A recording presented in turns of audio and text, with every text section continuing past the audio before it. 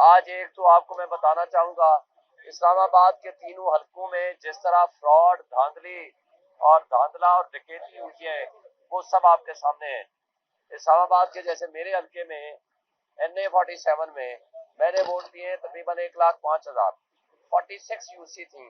तमाम यूसी से मेरा मत मुकाबिल हारा है। वो वोट ले रहा है 51,000 और डिफरेंस जो है वो भी 53,000 से ज्यादा का है। अब वो जो हारने वाले का इतना ह्यूज डिफरेंस है, उसको जिता दिया और जीतने वाले को हरा दिया। इसी तरह आपने देखा जो मेरे साथ के दो हलके हैं उनमें भी यही सिचुएशन है। और मेरे साथ जो इलेक्शन लड़ रहे थे वो सिर्फ ये नहीं था कि तारिक फजल चौधरी हो, उसमें जमात इस्लामी थी, उसने कल प्रेस कॉन्फ्रेंस की है, उसमें मुस्तफा नवाज खोकर था, वो पहले दिन से हमारे हक में हमारे साथ खड़ा है। इसमें TLP थी, उसने कल प्रेस कॉन्फ्रेंस की है। और इसी तरह तमाम वो लोग जो लोग हमारे मद्दे मुकाबिल थे, उन लोगों ने इसको एक्सेप्ट किया कि फॉर्म 45 वो चीज होती है कि जिसके तमाम पोलिंग एजेंट्स के उसके ऊपर दस्तखत होते हैं और उसकी रोशनी में फॉर्म 47 बनता है। अब फॉर्म 45 क्या है?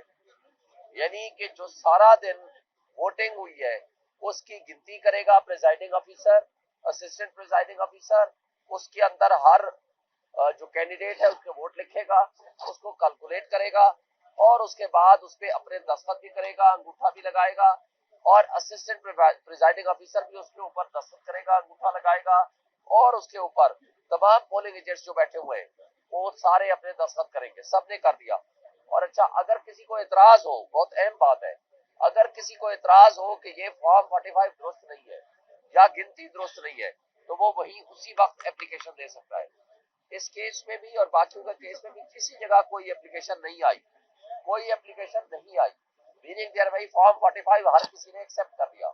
अब अगला रिजल्ट कंसोलिडेट होता है 47 जो कुछ लिखा हुआ है 45 में उसको कंप्लीट लिख के 47 जारी होता है। अच्छा, जो 45 है, बस मेरे हल्के है, मिसाल दे रहा हूँ, 387 है, 387 पोलिंग स्टेशन थे, 387 प्रिजाइडिंग अफसर ने दस्तखत किए, अंगूठे लगाए, 387 असिस्टेंट प्रिजाइडिंग अफसर ने दस्तखत किए, अंगूठे लगाए और कम से कम भी हर हल्के में 4, 5, 6 पोलिंग एजेंट होते हैं। यानी हर फॉर्म के ऊपर कम से कम एक वक्त में कोई 8-9 बंदों ने दस्तखत किए। और अगर 8 बंदे भी तस्वर करें तो 387 पोलिंग स्टेशन है। अगर आप उसको कम करके 5 भी तस्वर कर ले, यानी 4 कर ले, 5 कर ले, 6 कर ले, हम एवरेज 6 करते हैं, यानी 2 प्रिजाइडिंग ऑफिसर और असिस्टेंट प्रिजाइडिंग ऑफिसर और 4 हम पोलिंग एजेंट तस्वर कर लेते हैं।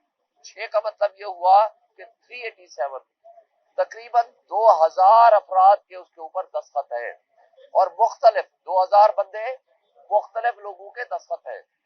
मगर और ये वही फॉर्म 45 है जो मेरे पास भी है, मेरे अपोनेंट तारिक फजल चौधरी के पास भी है, मुस्तफा के पास भी है, जमात इस्लामी के पास भी है और कल तहरीक लब्बैक ने भी मेरे साथ प्रेस कॉन्फ्रेंस की है, उसके पास भी है और बाकी भी कैंडिडेट्स के पास है।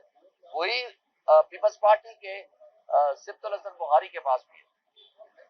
अब एक शख्स रिटर्निंग अफसर वो उठता है, वो सारे फॉर्म 45 को सेटलाइन करता है और अपनी मर्जी का रिजल्ट बना देता है, वो 47 बना देता है।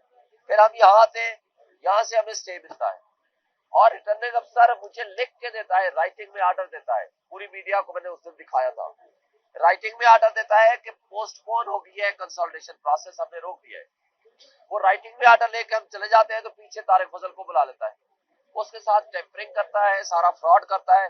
मैं फौरी तौर पर वहां जाता हूं तो हमारे पे हमला कर देते हैं और रिटर्निंग अफसर हमें अंदर नहीं जाने देता। और हम यहाँ आते, इलेक्शन कमीशन हमारी एप्लीकेशन लेता है, फौरी तौर पर उस पर ऑर्डर करता है, वो उनको ऑर्डर भेजता है, लेकिन हमारी कोई नहीं सुनता। और इत्तेफाक से और अजीब सी बात लगती है कि इलेक्शन कमीशन खुद स्टे दे रहा है, खुद उनको रोक रहा है और खुद कह रहा है कि इनके खिलाफ एक्शन क्यों ये ऐसी हरकतें कर रहे हैं और रात को नोटिफिकेशन जारी कर देता है, जिसको हमने हाई कोर्ट में चैलेंज किया और अभी वो ऑर्डर रिजर्व हो गया है। हम उम्मीद रखते हैं कि नोटिफिकेशन वो सेटिसाइड हो जाएगा। अब इसी तरह पूरे पाकिस्तान में बहुत बड़ी थम्बिंग मेजॉरिटी के साथ पीटीआई जीती है, हर हल्के में जीती है, फॉर्म 45 मौजूद है। आज जो कुछ हो रहा है, मैं एक सिर्फ डीजी खान की बात करता हूँ जिले की, वहां लगारी को जिताया गया, सज्जाद मैथीना वो बड़ी लीड से जीत चुका था 45 के हिसाब से, मगर उसको हरा दिया गया। और वो जरताज गुल जबरदस्ती बड़ी मुश्किल से मार कुटाई होने के बावजूद वो अपना रिजल्ट लेने में कामयाब हो गई। हमारे वहाँ इकबाल साकिब साहब है, उन्होंने भी एमपीए के कैंडिडेट थे, उनको हराया गया, मुखालिफ को जितवाया गया। इसी तरह इकबाल बदानी थे, उनको भी हराया गया। और मेरे साथ मौजूद है अली मोहम्मद खलोल साहब। अली मोहम्मद खलोल साहब मेरे पास मौजूद है। ये इनका हल्का था NA 184, ये जीते हैं जनाब 50,000 की लीड से। ये आपके 1,13,000 से 1,13,000 इसके वोट थे 45 NA 145 के मुताबिक। इनके अपोनेंट ने वोट लिए 64,000 64,000। 50,000 की लीड से जीता हुआ बंदा, उसको हरा दिया। और यही हाल पूरे आप डीजी खान डबियन में है, पंजाब में है, और बहुत सारी कराची में है, बहुत सारी जगहों में। अब मैं सवाल ये करता हूँ कि जो लोग कल आपने वो उतरे हुए चेहरे, वो फ्रॉड, वो करप्ट माफिया आपने इकट्ठे बैठे हुए देखा, जिसको PDM 2 की शक्ल आप कह सकते हैं। PDM 1 ने जो इस मुल्क की तबाही और जड़ें तबाही की है और जड़ें खोखली की है, वो अब PDM 2 जो कि जिसको हकारत की निगाह से देखते हुए अवाम ने मुस्तरद कर दिया, अब अशराफिया को और उस बदमाशिया को हमारे ऊपर मुसल्लत किया जा रहा है। अब मैं ये कहता हूं कि जो फ्रॉड, फोर्जरी और बेईमानी और डकैती इन लोगों ने की है, इनको शर्म हया खत्म हो गई है कि किस मुंह से आप इकट्ठे होके और फिर हमें कहते हैं आप सियासी नहीं है, आप हमारे साथ नहीं बैठते। हम उनको कहते हैं कि जो आपने जुर्म किए हैं उसको खत्म करें। मैं आपको ऑफर करता हूं, हम हर एक से बात करने को तैयार हैं, मगर जो हमारा मैंडेट है, अवाम का मैंडेट है, वो उनको वापस करें।